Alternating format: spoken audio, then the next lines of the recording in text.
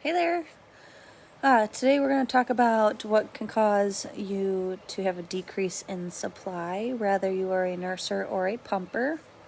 If you nurse, really milk supply in general, something that can cause you to have a drop in supply would be hormone changes, such as getting ready to start your cycle. Something else that can cause a drop in supply could be essential oils that you're using. Some of them, do affect it, such as peppermint. That also goes for Vicks Vapor Rub. It does even say right on it, don't use if you are nursing or breastfeeding. So be conscious of when it says, when things say that. Sudafed also does it. Also, a lot of women report greens such as cabbage, spinach, things like that can make your supply drop. I personally didn't have any negativity with any of those things, but these are all things that women have reported having issues with. Something else to consider: if you are pumping, whether you're an exclusive pumper or just pumping onesie twosies here and there, your flange size. It is very, very important to consider your flange size. Your nipple should be measured horizontally across it, and not the areola, the actual nipple. Your nipple does change size throughout your journey. Mine changed 3 sizes in the matter of 1 year. So you want to be sure that your nipple size is the correct size for your flange. If you don't know where to start with a 24 millimeter that comes with all pumps. That is the average size for most women. Women can go up and be larger in size. Other women are smaller in size. I particularly was smaller in size.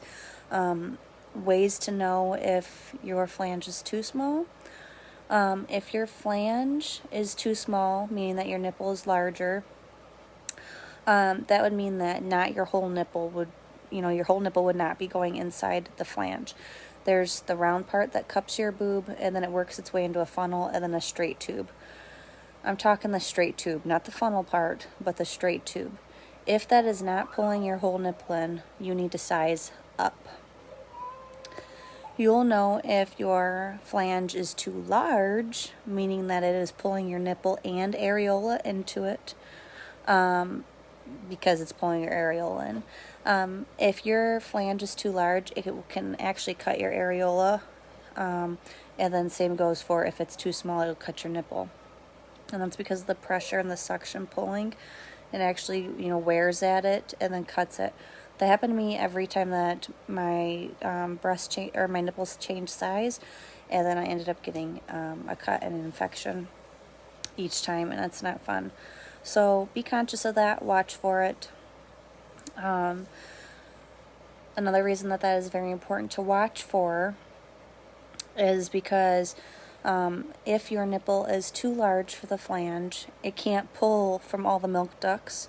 So you can get milk clogs, or get clogged ducts, and you can get mastitis, and it drops your supply because, it's not draining you. You're not demanding from all the ducts, so obviously the supply would not be there.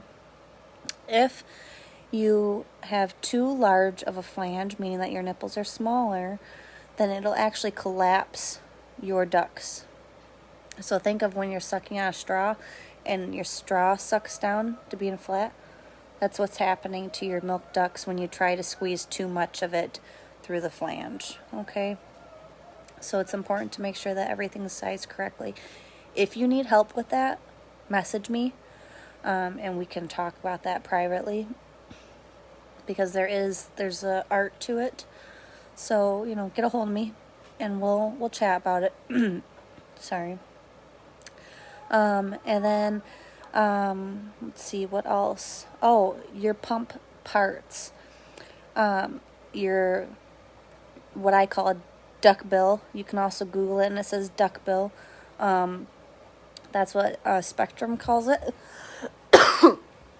Sorry. Medela calls it a membrane. You can use the duck bills. on any pump, and you can use the membrane on any pump. Make sure those are changed monthly.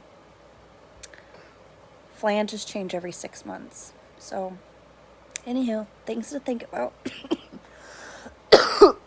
Sorry, darn allergies are getting to me.